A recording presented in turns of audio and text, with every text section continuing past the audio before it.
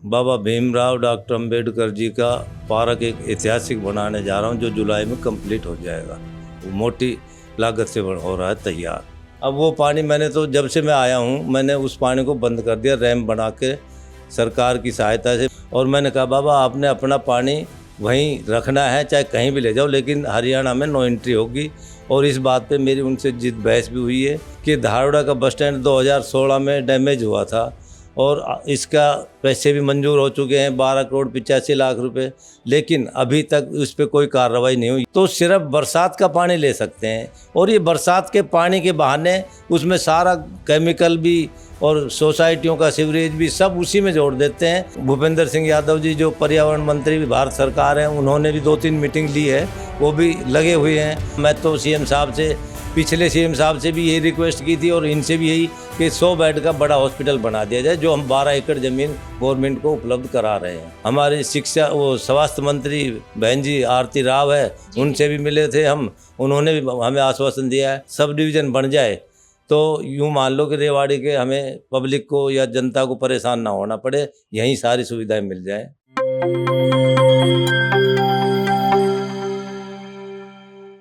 नमस्कार, मैं हूं शैली शर्मा और आप देखना शुरू कर चुके हैं एनजेपी हरियाणा। दोस्तों, आज हमारे साथ है धारवाड़ा नगर पालिका के चेयरमैन कंवर सिंह यादव जी। आज हम इनसे बात करेंगे धारवाड़ा की प्रॉब्लम्स के बारे में, इनके रोड मैप के बारे में और सब चीज़ों के बारे में। सर, सबसे पहले हमारे चैनल पर आपका स्वागत है। धन्यवाद जी, आपका बहुत बहुत। जी सर, आपसे पहले यही जानना चाहेंगे कि धारवाड़ा में आप अभी तक क्या काम करवा पाए हैं। लगभग आपके कार्यकाल को 3 साल पूरा हो गया है, क्या क्या काम करवा पाए हैं? सबसे पहले तो मैंने धारवाड़ा का भड़साने वाला एक रास्ता है जो 2 करोड़ से अबव का है, वो आरसीसी कराया। धारवाड़ा का सर्कुलर रोड जो 2.5 करोड़ से अबव है, वो आरसीसी चल रहा है, वो हो जाएगा 2-4 दिन में पूरा। और हमारा जो पाउंड जोहड़ है उसका सौंदर्यीकरण कराया। और बाबा भीमराव डॉक्टर अंबेडकर जी का पार्क एक ऐतिहासिक बनाने जा रहा हूँ, जो जुलाई में कंप्लीट हो जाएगा। वो मोटी लागत से हो रहा है तैयार। और 14 कॉलोनियाँ अप्रूव करा दी और उन कॉलोनियों में सब में काम चल रहा है। 50% कॉलोनियाँ जो है वो हो चुकी है, जिनमें सड़कें नालियाँ बना चुका हूँ। और अब भिवाड़ी का पानी का मैंने शुरू में वादा तो नहीं किया था, लेकिन मैंने कहा था कि भाई मैं भिवाड़ी से आने वाला दूषित पानी सदा के लिए बंद करना चाहता हूँ।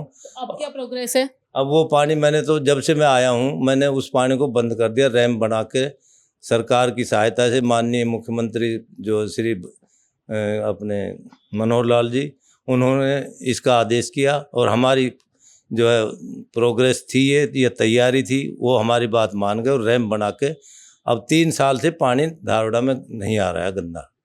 क्या यही समाधान सही है? नहीं, ये समाधान स्थायी नहीं है जी। समाधान मैं चाहता हूँ इस मैटर में मेरी बाबा बालकनाथ जी जो विधायक हल्का तिजारा से हैं, उनसे 3-4 बार मुलाकात हो ली है और मैंने कहा बाबा आपने अपना पानी वहीं रखना है, चाहे कहीं भी ले जाओ, लेकिन हरियाणा में नो एंट्री होगी। और इस बात पे मेरी उनसे जिद बहस भी हुई है और मैंने कह दिया जब तक मैं हूँ धारवाड़ा में दूषित पानी नहीं आने दूंगा, किसी भी हाल में नहीं आने दूंगा जी। और ऐसे कौन से काम है जो आप आगे कराना चाहते हैं जो नहीं करा पाए हैं? अब काम मेरा ये है जी, मैं अभी पिछले मंगलवार को सीएम साहब से मिला था जी। और सीएम साहब को मैंने एक ज्ञापन दिया था जिसमें मेरे 6-7 काम थे और मनोहर लाल जी के सामने से ही चले आ रहे हैं, लेकिन उन्होंने भी हाँ की थी और उन्होंने उनके टाइम में पूरे कुछ भी हो नहीं सके। अब उनको मैं पिछले मंगलवार चंडीगढ़ जाके ज्ञापन दे के आया हूँ और उनमें सबसे पहले मैंने धारवाड़ा की एग्जिट और एंट्री जी बहुत ज़रूरी है। और दूसरा नंबर मैंने दिया है कि धारवाड़ा में इंडस्ट्रियल एरिया होने के नाते 100 बेड का हॉस्पिटल जिसकी हम ज़मीन भी उपलब्ध करा रहे हैं। तीसरा काम मेरा ये था कि धारवाड़ा का बस स्टैंड 2016 में डैमेज हुआ था और इसका पैसे भी मंजूर हो चुके हैं 12 करोड़ 85 लाख रुपए, लेकिन अभी तक उस पर कोई कार्रवाई नहीं हुई। ये काम था। और चौथा काम मेरा था कि भिवाड़ी तक उम्मीद करे बस स्टैंड की? बस स्टैंड की सीएम साहब ने कहा कि मैं 15 जून को आऊँगा, उसी टाइम रेवाड़ी के बस स्टैंड का उद्घाटन करना है मैंने, उसी टाइम मैं धारवाड़ा का भी कर दूंगा जी। और सबसे बड़ी बात ये थी कि भिवाड़ी के आने वाले दूषित पानी को सीएम साहब किसी भी तरह स्थायी समाधान करा दीजिए, क्योंकि आने वाले भविष्य में ये बहुत बीमारी है। चाहूंगी इसमें इसका आप सॉल्यूशन क्या देखते हैं, मजबूत सॉल्यूशन क्या देखते हैं कि क्या समाधान है? आप कह रहे हो कि जो रैंपिंग है वो सॉल्यूशन नहीं है, इसके अलावा आपकी नज़र में क्या सॉल्यूशन है? मेरी नज़रों में तो एक ही सॉल्यूशन है जी कि भिवाड़ी सालाना भिवाड़ी का इंडस्ट्री एरिया 12,000 करोड़ रुपए का रेवेन्यू देता है और उन्हीं का वो दूषित पानी है, उन्हीं की इंडस्ट्रियों का है, उन्हीं की सोसाइटियों का है।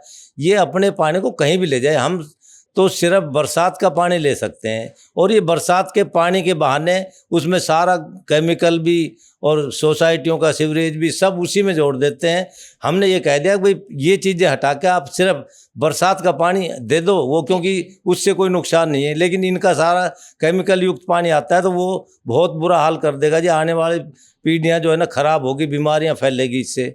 और उसका बाबा कह रहा है कि हम कर देंगे, इसका कर रहे हैं इलाज, क्योंकि माननीय भूपेंद्र सिंह यादव जी जो पर्यावरण मंत्री भारत सरकार हैं, उन्होंने भी 2-3 मीटिंग ली है, वो भी लगे हुए हैं, लेकिन बता रहे हैं कि अगली साल शायद इसका स्थायी समाधान हो जाएगा। जी जी। अन्य शहरों की तरह धारवेड़ा में भी अवैध कॉलोनियां हैं। अभी तक कितनी अवैध कॉलोनियां हैं और कितनों को नियमित किया जा चुका है? मैंने आने के बाद में 14 कॉलोनियाँ नियमित करा दी और अब सिर्फ हमारी 7 कॉलोनियाँ अनियमित हैं, जो हमारे अभी परसों ही बिल्डिंग इंस्पेक्टर चंडीगढ़ बुलाए थे सारे डॉक्यूमेंट्स लेके, और जो कुछ त्रुटियां थी उनको पूरी करके आए हैं। हमने अपनी तरफ से पूरा कंप्लीट काम कर दिया है और अब वो सीएम साहब की टेबल पे पहुंचने वाला है। यूएलबी डिपार्टमेंट चंडीगढ़ जो डीटीपीओ बैठते हैं उनकी टेबल पे वो छोड़ के आया है और मैं तो उम्मीद ये लगा रहा हूँ कि शायद ही 2-3 महीने में हमारी बाकी 7 कॉलोनियाँ भी अप्रूव हो जाएगी। जो कॉलोनियां नियमित हुई है, क्या उनमें सीवेज की सुविधा लोगों को मिल गई है? अभी सीवरेज और पानी नहीं पहुंचा, लेकिन मैंने सड़कें बना दी है 50% तो, और नालियां बना दी है। बाकी सीवरेज और पानी सरकार का कोई अमृत धारा के तहत कोई कानून होता है, उसके तहत वो कहते हैं कि हम 1 साल में पूरा कर देंगे। जी। धारवेड़ा में बस स्टैंड के अलावा एक सीएचसी जो बड़ा प्रोजेक्ट है, उसकी कब तक उम्मीद करे जनता? ये तो अंग्रेजों के टाइम से बनी हुई है जी पीएचसी, लेकिन हम सीएचसी से भी नहीं सर रहे हमें तो, क्योंकि इंडस्ट्रियल एरिया और धारवाड़ा के सराउंड एरिया में कम से कम भी ना तो 20-30 गांव है जो यहाँ कोई बड़ा हॉस्पिटल नहीं है। फैक्ट्रियों में आए दिन एक्सीडेंट होते रहते हैं, इसलिए यहाँ मैं तो सीएम साहब से, पिछले सीएम साहब से भी यही रिक्वेस्ट की थी और इनसे भी यही कि 100 बेड का बड़ा हॉस्पिटल बना दिया जाए, जो हम 12 एकड़ ज़मीन गवर्नमेंट को उपलब्ध करा रहे हैं। जी जी जी। सांसद भी बीजेपी से है, एमएलए बीजेपी से है, आपको कितना सहयोग मिल पा रहा है काम करवाने में? काम कराने में तो देखो एमएलए साहब तो पूरी जी जान लगा रहे हैं और सांसद जी ने भी पूरी कोशिश कर रखी है। और अब हमारी शिक्षा वो स्वास्थ्य मंत्री बहन जी आरती राव है, उनसे भी मिले थे हम, उन्होंने भी हमें आश्वासन दिया है कि हम पूरी कोशिश करेंगे कि आपके शहर में हॉस्पिटल बने 100 बेड का। और मेरी एक मांग ये भी थी कि इसमें सब डिवीज़न बनना बहुत ज़रूरी है, क्योंकि सराउंड एरिया में 35-36 गांव लगते हैं जो धारवाड़ा सब उप तहसील के नीचे हैं। अगर यहाँ सब डिवीज़न बन जाए तो यूँ मान लो कि रेवाड़ी के हमें पब्लिक को या जनता को परेशान ना होना पड़े, यहीं सारी सुविधाएं मिल जाएं। जी। क्या आपको सभी पार्षदों का सहयोग मिल रहा है या अभी भी टांग खिंचाई हो रही है? थोड़ी बहुत टांग खिंचाई होती है, लेकिन पार्षद मीटिंग के अंदर सब बिलों को जो है ना पारित कर देते हैं, ऐसी कोई दिक्कत नहीं आ रही। जी जी जी। धन्यवाद सर।